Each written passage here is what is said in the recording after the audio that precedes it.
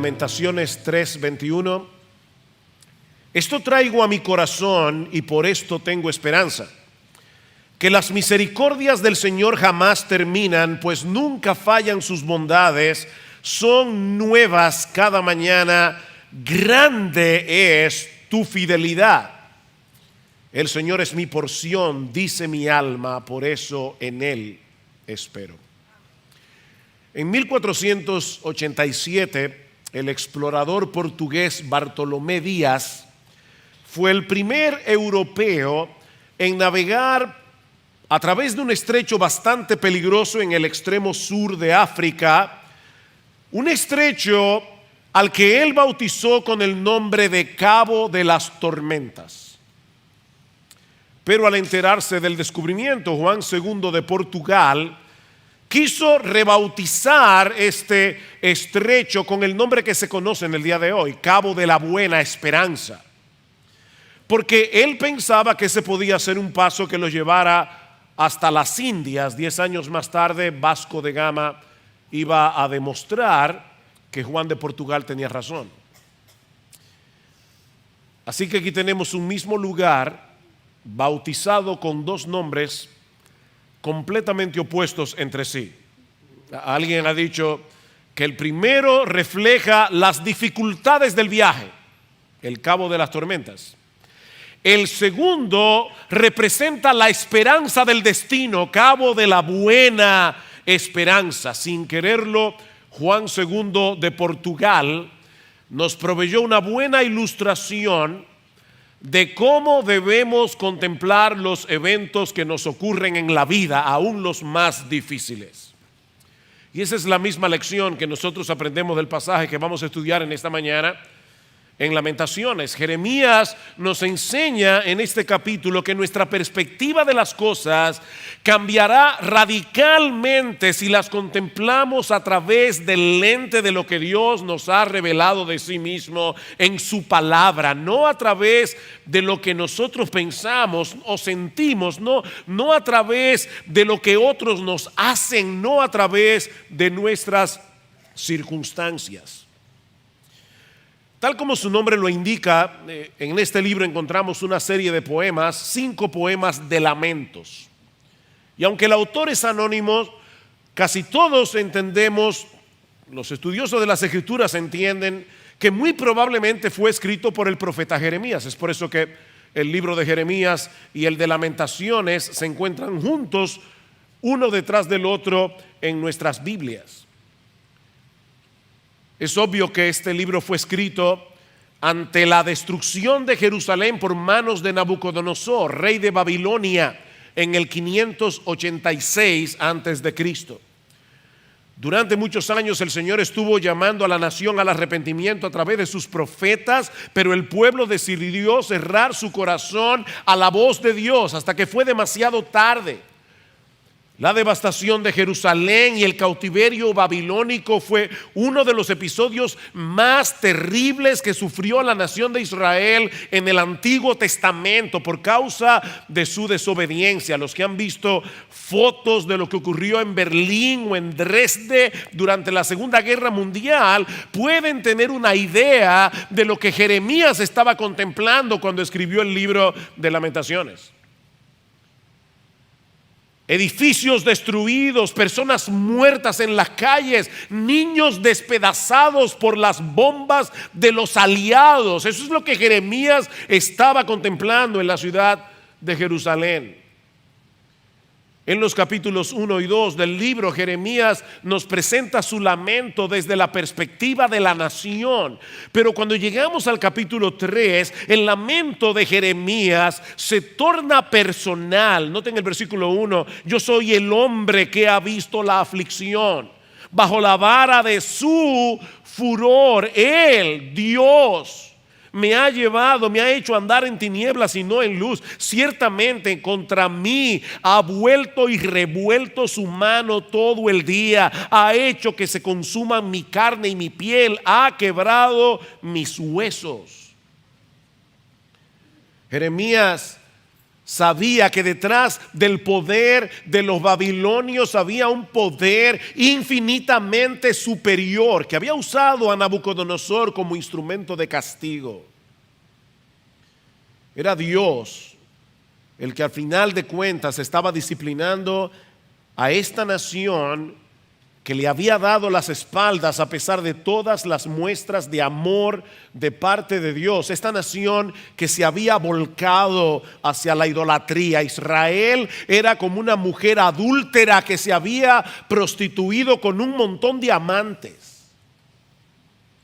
Eso es lo que está detrás del cautiverio babilónico. Nabucodonosor fue la vara de castigo en las manos de un Dios infinitamente santo y justo. Y cuando Jeremías contempla lo que había sucedido en la ciudad de Jerusalén, lo que había sucedido en el templo, él se siente desolado, porque el mismo Dios se había volcado contra él. Hermanos, qué terrible es eso. Cuando uno siente que Dios está contra ti, Dios mismo. Tú le oras a Dios y tus oraciones no pasan del techo. Dice en el versículo 8, aun cuando clamo y pido auxilio, Él cierra el paso a mi oración. Y luego en el versículo 16 dice, Él ha quebrado con guijarros mis dientes. A veces los invasores echaban piedras en los alimentos para romper los dientes de los cautivos. Y Jeremías está pensando, Dios ha hecho eso. Ha hecho que me revuelque en el polvo y mi alma ha sido privado de la paz. He olvidado la felicidad. Digo pues, ha perecido mi vigor y mi esperanza que venía del Señor. Jeremías en este momento está navegando por el cabo de las tormentas. Pero de repente llegamos al versículo 21. Y es increíble el cambio. El panorama cambia abruptamente. El cabo de las tormentas se convierte en el cabo de la buena esperanza. Esto traigo a mi corazón, por esto tengo esperanza. Y en el versículo 24, el Señor es mi porción, dice mi alma, por eso en Él espero. Mis hermanos, ¿qué fue lo que pasó aquí? Porque las circunstancias de Jeremías no han cambiado. Todo sigue igual. Jerusalén sigue destruida, los cautivos siguen cautivos. ¿Qué fue lo que cambió? Jeremías cambió. Jeremías cambió. Jeremías había tomado la decisión de contemplar el panorama a través del carácter de Dios, no a través de las circunstancias. Él trae a su memoria el hecho de que Dios sigue siendo Dios y que por esa razón los creyentes tenemos una esperanza real aun cuando nos encontremos en la condición más desesperada. Siempre hay esperanza en Dios. Y hay al menos 4 grandes verdades en este pasaje que yo espero que sean de consuelo para todos aquellos que tal vez en este mismo momento están navegando por el cabo de las tormentas. Y aún para aquellos hermanos pastores y líderes que nos están visitando por el intensivo, yo sé porque soy pastor que muchas veces uno llega a este tipo de actividad a punto de tirar la toalla. Porque en el ministerio muchas veces hay que atravesar por ese estrecho, el cabo de las tormentas. Bueno, aquí hay 4 poderosas razones para afianzarnos en la realidad de que a pesar de las turbulencias de la vida, si somos creyentes podemos rebautizar esas aguas como cabo de la buena esperanza. La primera razón es que Dios nos ama con un amor que nunca termina, un amor que nunca cambia. Vean el versículo 21, esto traigo a mi corazón, por esto tengo esperanza, que las misericordias del Señor jamás terminan, pues nunca fallan sus bondades. Todos nosotros constantemente tenemos un diálogo interior, un diálogo que nunca para, excepto cuando estamos dormidos. Y si permites que las circunstancias a tu alrededor controlen ese diálogo, mi hermano, te vas a hundir en medio de la prueba. Pero si decides hablarle a tu alma usando las verdades que Dios nos ha revelado de sí mismo en su palabra, pronto te vas a dar cuenta que no estás a merced de las circunstancias. Mis hermanos, si hay algo que yo quiero que tú recuerdes de este mensaje, es que las circunstancias no son Dios. Dios es Dios. Y ese Dios nos ama con un amor que nunca cambia, con un amor que nunca termina. Esta palabra que se traduce en nuestro texto como misericordias es un término hebreo, Hesed. Lo vimos varias veces cuando estudiamos el libro de Ruth. Y es demasiado rico en significado como para poder expresar su significado en una sola palabra en nuestro idioma. La palabra hebrea que Jeremías está usando aquí señala hacia una clase de amor que se encuentra enraizado en el pacto que Dios había hecho con su pueblo. Nosotros podríamos traducir esta palabra como lealtad al pacto o misericordias del pacto. En las Escrituras, un pacto es una promesa sobre la cual Dios interpone un juramento. Es una promesa jurada. Hablando del pacto que Dios había hecho con Abraham, nos dice el autor de la carta a los Hebreos que cuando Dios hizo la promesa a Abraham, no pudiendo jurar por otro mayor, juró por sí mismo, diciendo: de cierto te bendeciré con abundancia y te multiplicaré grandemente. Dios le hizo una promesa a Abraham y encima de eso, él juró por sí mismo que iba a cumplir su promesa.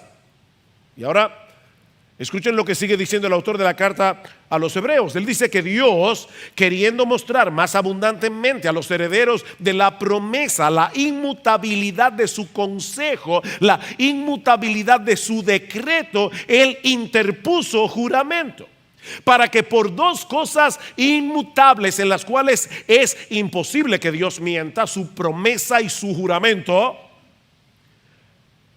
tengamos un fortísimo consuelo los que hemos acudido para asirnos de la esperanza puesta delante de nosotros. Dios prometió y Dios juró. Así que, hermanos, el amor de Dios por nosotros, por su pueblo, no depende de sus emociones, no depende de cómo Él se levanta por la mañana. El amor de Dios depende de su voluntad. Por alguna razón que nosotros no conocemos, que jamás vamos a poder entender de este lado de la eternidad, desde antes de la fundación del mundo, Dios hizo un pacto con su Hijo. Dios el Padre hizo un pacto con Dios el Hijo y le prometió darle un pueblo al cual Él iba a amar con un amor incondicional. Y si tú eres creyente, en ese pacto estábamos tú y yo.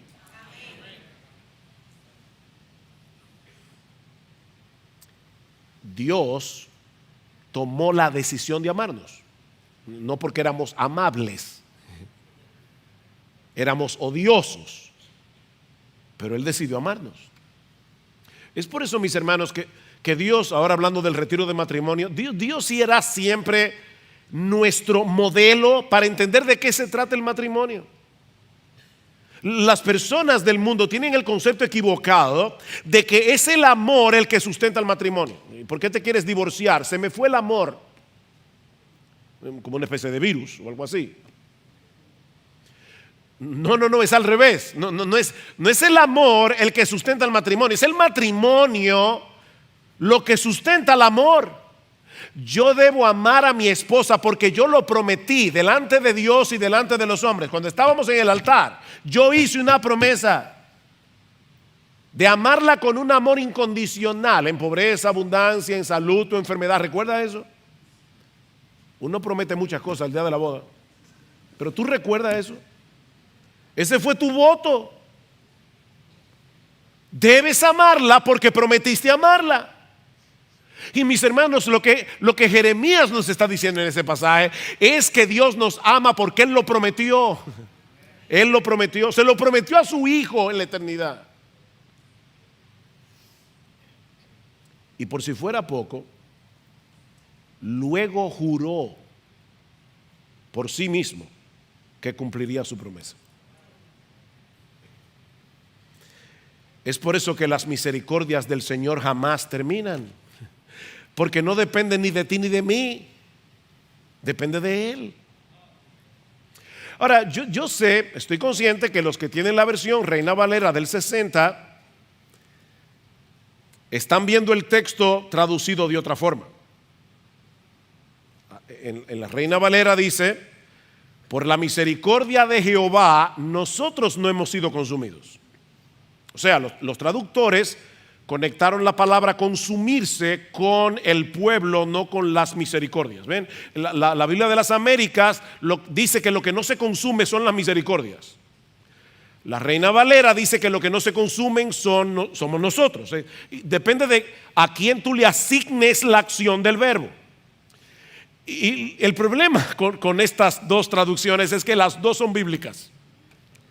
Las dos son posibles y las dos son correctas, son bíblicas. Dios le dice a su pueblo en el libro del profeta Malaquías: porque yo, Jehová, no cambio, por esto, hijos de Jacob, no habéis sido consumidos. ¿Notaron cómo Dios se refiere al pueblo de Israel, hijos de Jacob?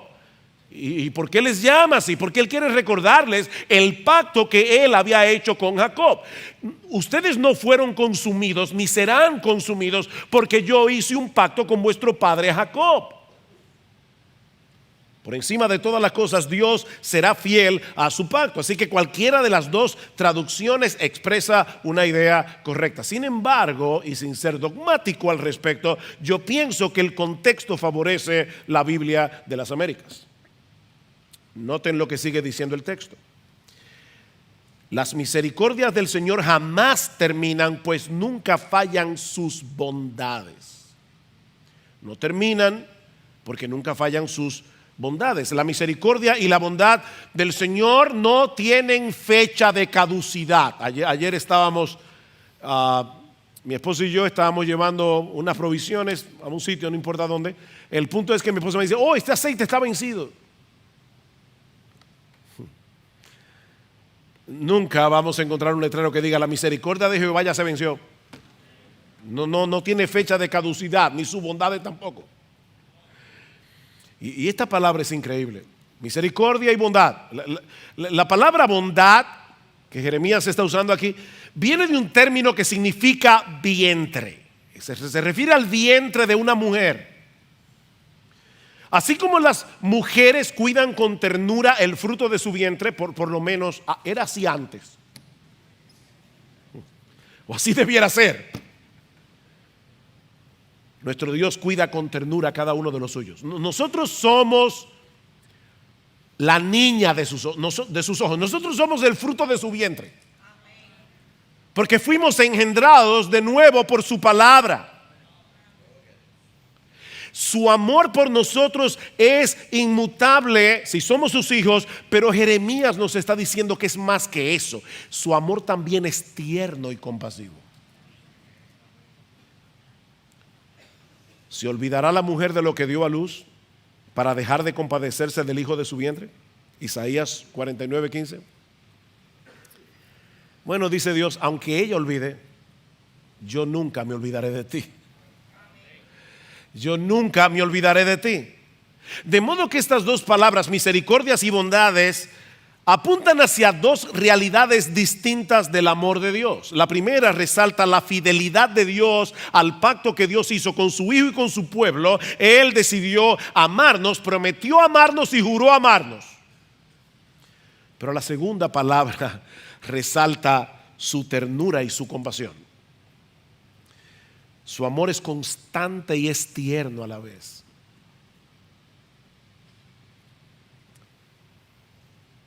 Yo no sé tú, hermano, pero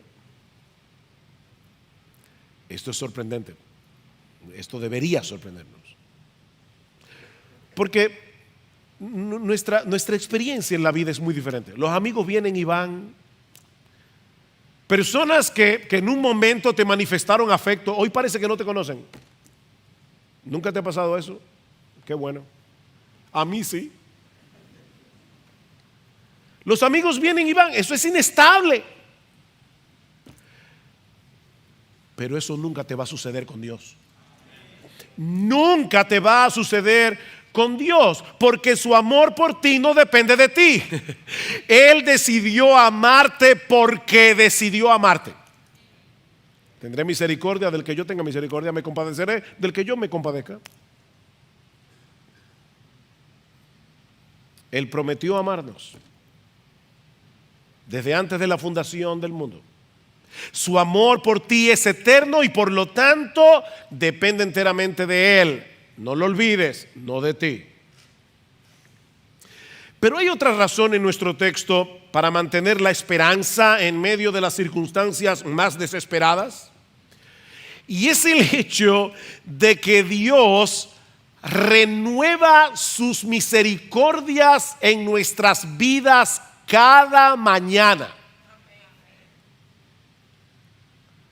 El sol se levanta y ahí mismo se están levantando las nuevas misericordias del Señor. Versículo 22 otra vez. Esto traigo a mi corazón, que las misericordias del Señor jamás terminan, pues nunca fallan sus bondades. Son nuevas cada mañana. Las misericordias del Señor son constantes y novedosas al mismo tiempo. Son constantes porque Dios no cambia, pero al mismo tiempo son novedosas porque Dios nos presenta cada día nuevas oportunidades para que podamos experimentar su favor, su bondad, su compasión, sus misericordias, su gracia, cada día. Las misericordias del Señor son como el maná. Caen del cielo cada mañana. Cada nuevo día el Señor tiene para nosotros una nueva porción de su gracia, una nueva porción de sus favores, una nueva porción de sus bendiciones. Piensen otra vez, mis hermanos, en el amor de los padres hacia los niños. Yo recuerdo cuando uno tiene un bebé, ese periodo requiere de mucho esfuerzo. Yo no tengo que convencer a ningún padre aquí de eso. En estos días alguien me dijo que su esposa estaba embarazada y le dije, bienvenido a las mejores malas noches de tu vida. Requiere de mucho esfuerzo, trabajo. Sin embargo, mis hermanos, es increíble cómo cada día el amor de los padres se renueva. Vemos al bebé por la mañana y uno vuelve a sentir la misma ternura como si los estuviéramos viendo por primera vez. ¿No te pasa eso? ¿Quién es el muchachito de papá? Es como cada día. El amor de Dios es eterno, el amor de Dios es inmutable, es un amor que no cambia y sin embargo se renueva cada mañana. No porque las misericordias de ayer necesitaran ser mejoradas, sino porque las misericordias de ayer eran para las cargas de ayer, no para las de hoy. Eran para las de ayer.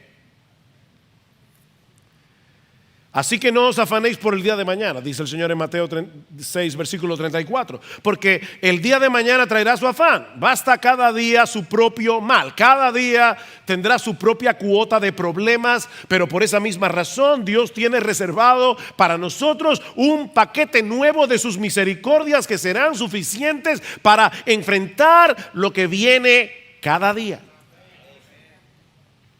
Así que no te afanes por el día de mañana. Ni quieras que Dios te dé hoy las fuerzas que tú vas a necesitar en el futuro. Nosotros leemos las historias de los mártires y pensábamos, wow, si yo me viera de repente enfrentado con una hoguera, ¿voy a poder permanecer fiel? Bueno, si tú me preguntas ahora mismo, mi respuesta es no. Como yo me siento ahora. Pero yo estoy seguro que cuando me vea frente al fuego, si es que tengo que pasar por eso, en ese momento el Señor me va a dar la misericordia que yo necesito para enfrentar esa prueba. No quieras vivir con las misericordias de mañana, vive con las misericordias de hoy. Dios tiene reservado para nosotros un paquete de misericordia. Confía en el hecho de que cada día de tu vida el Dios que te salvó de pura gracia por medio de la muerte de su Hijo estará al lado tuyo cuidando de ti y proveyendo las misericordias que vas a necesitar cada día. Eso fue lo que quiso expresar Thomas Chisholm, el autor de uno de los himnos que cantamos hace un momento. Oh, grande es tu fidelidad. El coro de este himno dice en el original: morning by morning new mercies I see. Mañana tras mañana yo veo, contemplo, experimento nuevas misericordias, nada me falta, pues todo provees. Grande, Señor, es tu fidelidad. Así que te puedes levantar mañana y pasado mañana y hasta que estés sano y salvo en la presencia del Señor, porque no habrá un solo día de tu vida en el que Dios va a dejar de cumplir su promesa. Ninguno de nosotros puede saber con certeza lo que va a suceder mañana. No tenemos la menor idea de las tentaciones que vamos a enfrentar mañana. No tenemos idea de las enfermedades que vamos a padecer. No tenemos idea de los problemas que vamos a tener con otras personas. Ni siquiera podemos estar seguros de por cuánto tiempo vamos a estar en este mundo. No tenemos idea. El mañana es completamente incierto para nosotros, pero no para Dios. Hay una cosa de la que podemos estar completamente seguros. Ciertamente el bien y la misericordia me seguirán todos los días de mi vida. Ciertamente, dice David en el Salmo 23, el bien y la misericordia me van a perseguir. Esa es la palabra hebrea allí. Me van a perseguir. El bien y la misericordia. Dios tiene más, o déjame decirlo de otra forma, Dios está más inclinado a bendecirte que tú a recibir su bendición. El bien y la misericordia me perseguirán. ¿Y cómo podemos estar seguros de eso? Por la tercera razón que encontramos en nuestro texto. Ya hemos dicho que el amor de Dios nunca termina, nunca cambia, que Él renueva sus misericordias cada mañana. Pero mis hermanos, ninguna de esas cosas serían un verdadero consuelo si el Dios que está prometiendo eso no fuera fiel. La tercera razón de nuestro texto es que nosotros podemos descansar confiados en la fidelidad de Dios. ¿Qué dice el texto? Esto traigo a mi corazón, por esto tengo esperanza, que las misericordias del Señor jamás terminan, pues nunca fallan sus bondades, son nuevas cada mañana. Grande es tu fidelidad. ¿Se dieron cuenta? Jeremías había estado hablando acerca de Dios, pero ahora le está hablando a Dios. ¿Qué pasó aquí? ¿Saben qué fue lo que pasó? Que su teología se convirtió en doxología. Una doxología es una exclamación de alabanza a Dios. Mira, mi hermano, déjame decirte algo. Si tu teología no te lleva a alabar a Dios, tú tienes una teología defectuosa. Jeremías está contemplando los atributos de Dios, la fidelidad de Dios, la misericordia de Dios, y no puede hacer otra cosa que decirle: Señor, a Él, grande es tu fidelidad. La palabra fidelidad significa firmeza, constancia, confiabilidad. Nuestro Dios es constante y fiel. Cuando Él promete algo, lo cumple, no solamente porque Él es veraz, sino porque nada ni nadie puede impedir que Él haga lo que Él ha decidido hacer. Yo puedo hacer una promesa y tener de verdad la mejor intención de cumplirla, pero de repente algo se interpone en mis planes y no puedo cumplir lo que te prometí. A Dios nunca le ocurre eso, porque Él es veraz y todopoderoso. Veraz y todopoderoso. El mismo rey Nabucodonosor, que devastó a Jerusalén en los días del profeta Jeremías, en un momento dado de su vida tuvo que reconocer eso. Todos los habitantes de la tierra, Daniel capítulo 4, son considerados como nada, y Él hace según su voluntad en el ejército del cielo y en los habitantes de la tierra, y no hay quien detenga su mano ni le digas ¿qué haces? ¿Han visto esos niños que quieren tocar un arón? No, y vuelve otra, no, y vuelve otra vez, y el papá les hace así. A Dios nunca le hace nadie eso. Cuando Él mete su mano, nadie la detiene. Él hace lo que Él quiere, porque para eso es Dios. No existe nada ni nadie que pueda frustrar los planes de Dios. Él es absolutamente confiable en todo tiempo y en toda circunstancia. Nuestro Dios es fiel en medio de la aflicción. Conozco, oh Jehová, que tus juicios son justos y que conforme a tu fidelidad me afligiste. Conforme a tu fidelidad. Salmo 119, 75. Dios es fiel cuando aflige. ¿Saben por qué? Porque Él siempre tiene un propósito santo y bueno detrás de cada aflicción. Nuestro Dios es fiel en medio de la tentación.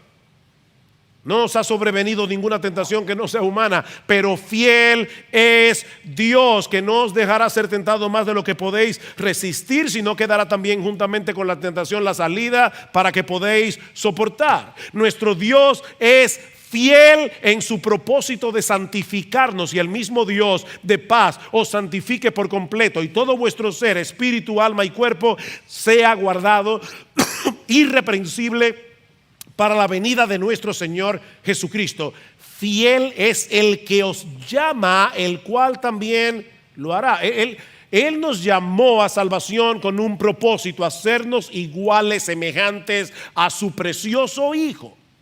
Y Él es fiel. Nuestro Dios es fiel en perdonar cuando venimos a Él en arrepentimiento.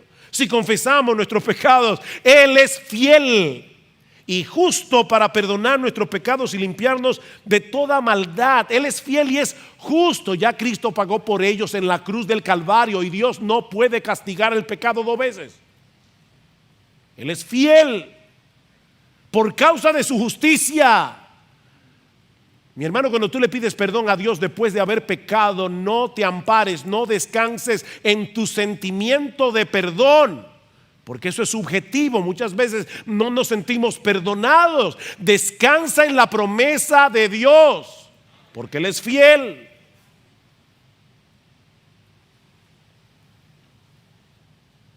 Día a día tú has sido fiel, no has cambiado y no cambiarás.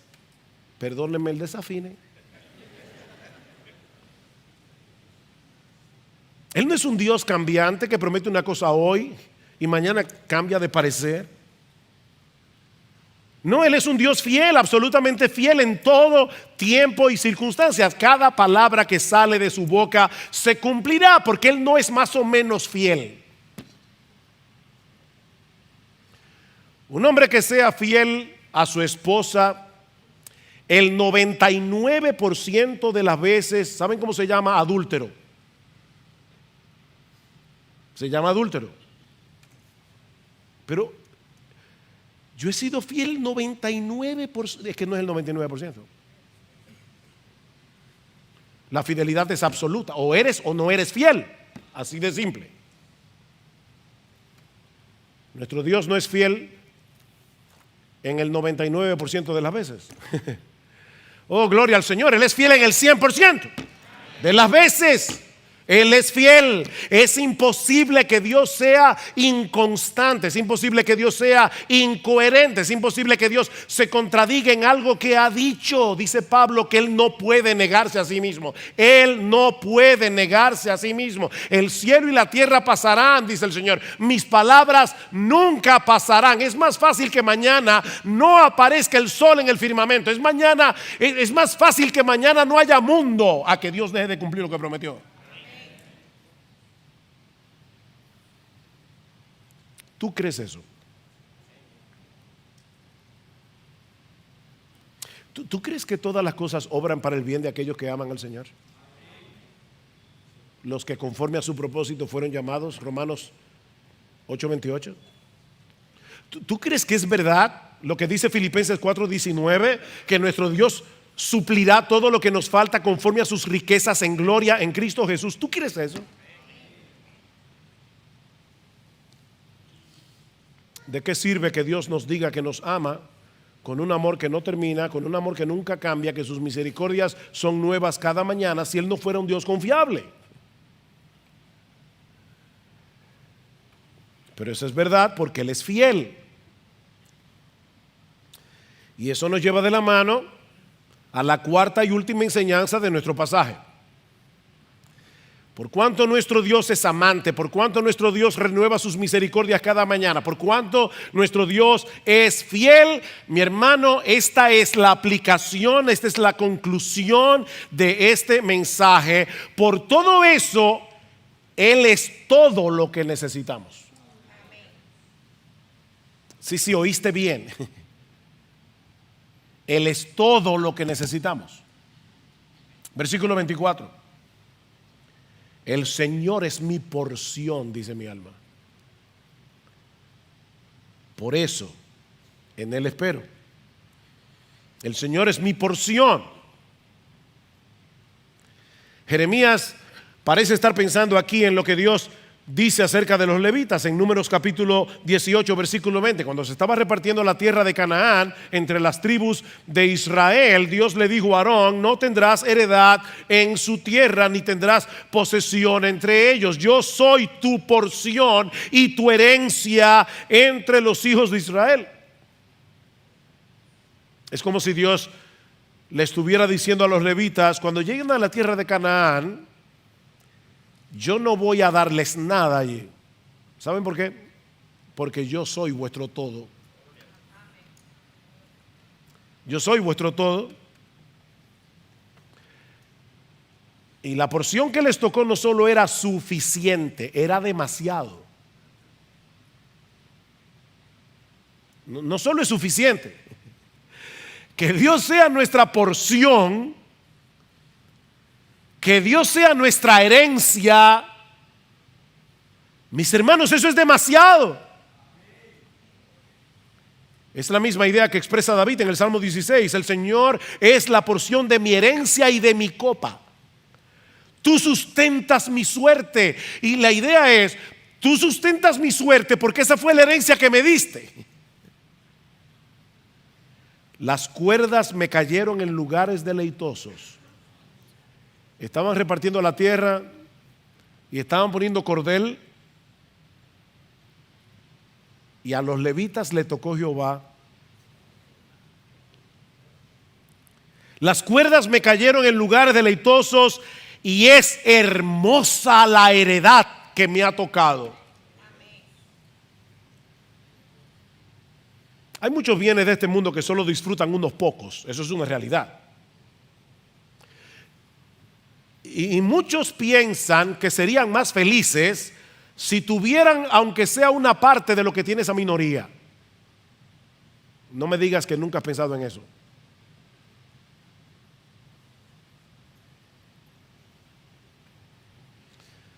Mis hermanos, el mayor bien del universo está al alcance de todos los que están en Cristo. El mayor bien. Porque no hay un bien mayor en todo el universo que no sea Dios. Dios mismo. Eso es lo que Jeremías le está diciendo a su alma. Ven el versículo 24: el Señor es mi porción, dice mi alma. Yo le voy a predicar a mi alma. En medio de la destrucción de su pueblo, en medio de todas las calamidades que habían enfrentado como nación y seguramente que habían afectado profundamente el corazón de Jeremías, él le recuerda a su alma que ese Dios amante, ese Dios fiel, ese Dios que renueva sus misericordias cada mañana, ese Dios es su porción. ¿No es eso lo que Asaf tiene que decirle a su alma? Cuando percibió en su corazón el veneno de la envidia al considerar la prosperidad de los impíos. ¿A quién tengo yo en los cielos sino a ti? ¿Y sabes qué, Señor? Fuera de ti, nada deseo en la tierra. Nada deseo en la tierra. Mi carne y mi corazón desfallecen. Esto es realista. Realista. Mi carne y mi corazón desfallecen, mas la roca de mi corazón y mi porción es Dios para siempre. Esa es la porción que tenemos en Cristo. Una porción más que suficiente, una porción que nadie nos puede quitar. Nadie nos puede separar del amor de Dios que es en Cristo Jesús. Nadie con amor eterno te ha amado. El problema es que muchas veces nosotros perdemos de vista la realidad de que nuestro Dios es todo lo que necesitamos. Porque, como dice Calvino, nosotros somos una fábrica de ídolos. ¿Y saben lo que hace Dios? En su amor,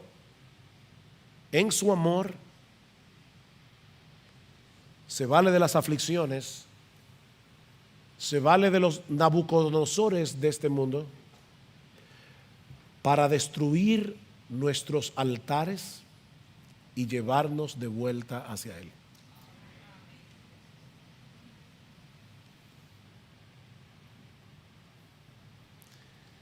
Él nos quita un bien menor para llevarnos de la mano a un bien infinitamente mayor. Él mismo. Él mismo. Mis hermanos, Dios es la bendición del Evangelio. Dios es la bendición del Evangelio.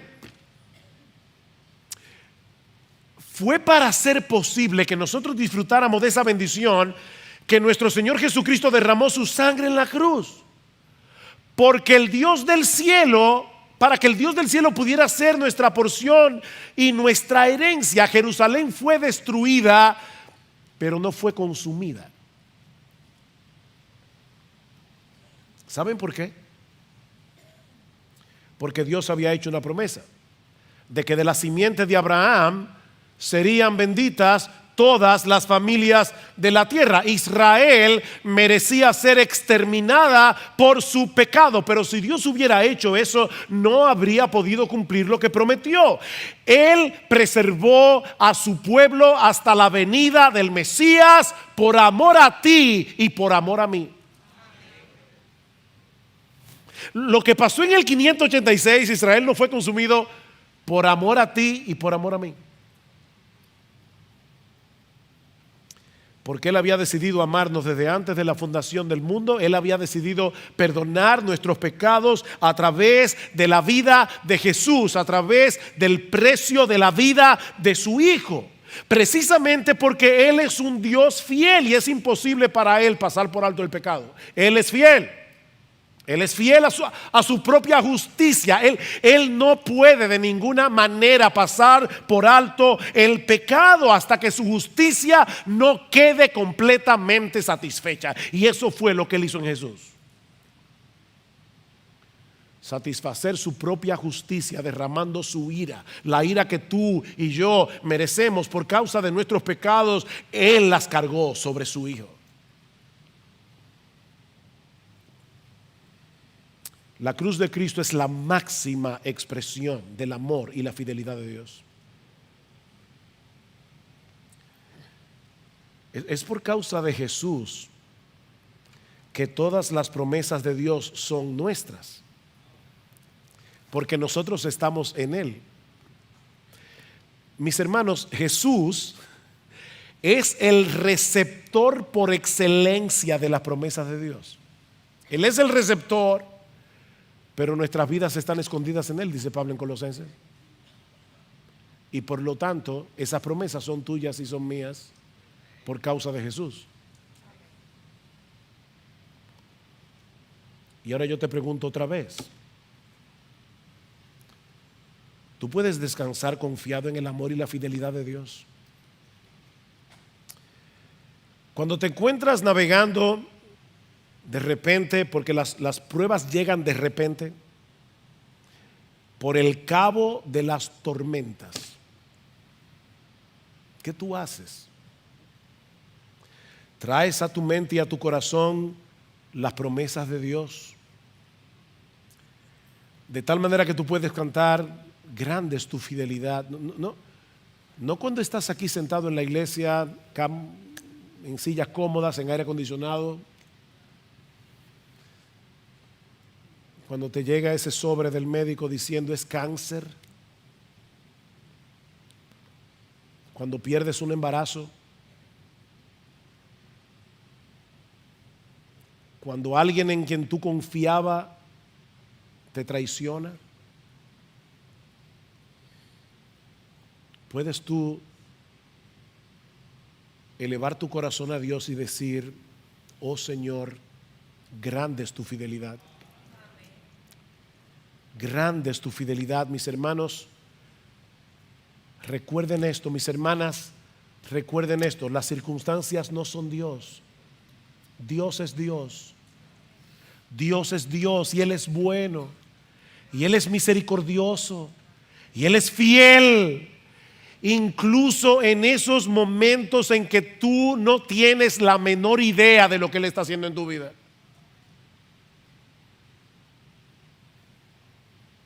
Jeremías no podía vislumbrar lo que iba a pasar en el futuro. Él no vio a Cristo sufriendo en la cruz del Calvario los horrores del infierno. Él no vio a Cristo recibiendo en su cuerpo de carne la ira que tú y yo merecemos por nuestros pecados, pero por medio de la fe este hombre pudo decir: Señor, yo espero en ti. En medio de esta situación tan desesperada, yo espero en ti, porque yo sé que tus misericordias nunca fallan. Yo sé que las renuevas cada día. Yo sé que tú eres fiel. Léete el libro de Jeremías. Una de las figuras que usa Jeremías constantemente para hablar del pueblo de Israel es el de una esposa adúltera.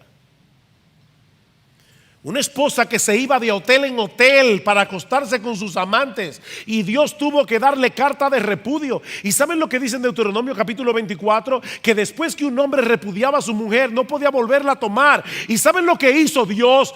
Dios volvió a tomar a su esposa porque la purificó en la sangre de Cristo. Y en Jeremías capítulo 31 versículo 4 Dios le dice: serás virgen otra vez.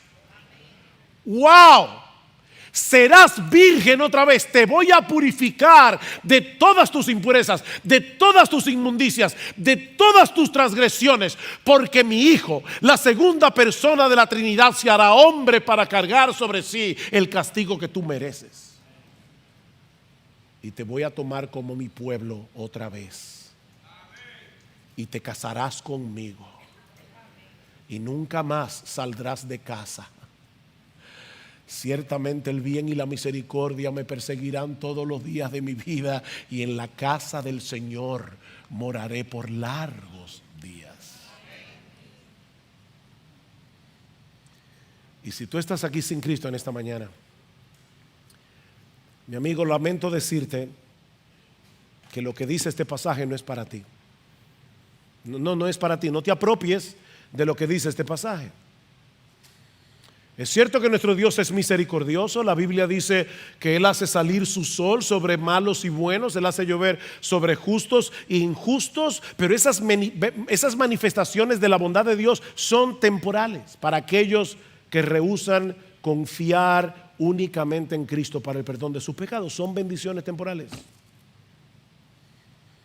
Esa bondad general de Dios, dicen Romanos, debería guiarte al arrepentimiento. Debería guiarte al arrepentimiento antes de que sea demasiado tarde y tengas que enfrentarte con ese Dios misericordioso ya sin ninguna misericordia para ti, y tengas que presentarte delante de su tribunal, delante de ese juez que todo lo sabe, porque todas las cosas, mi amigo, están desnudas y abiertas a los ojos de aquel a quien tenemos que darle cuentas. Oh, ven a Cristo, mi amigo, y ven ahora. Ahora, no es mañana, es ahora. Confiando únicamente en Él y en su gracia para el perdón de tus pecados, y recibirás en este mismo instante el don de la vida eterna en Él. Mi amigo, las tormentas de la vida no pueden compararse siquiera con los tormentos del infierno.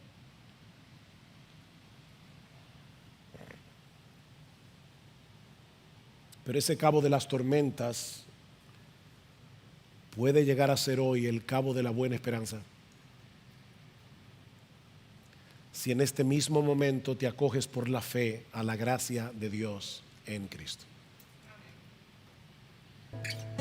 Oh, que Dios tenga misericordia.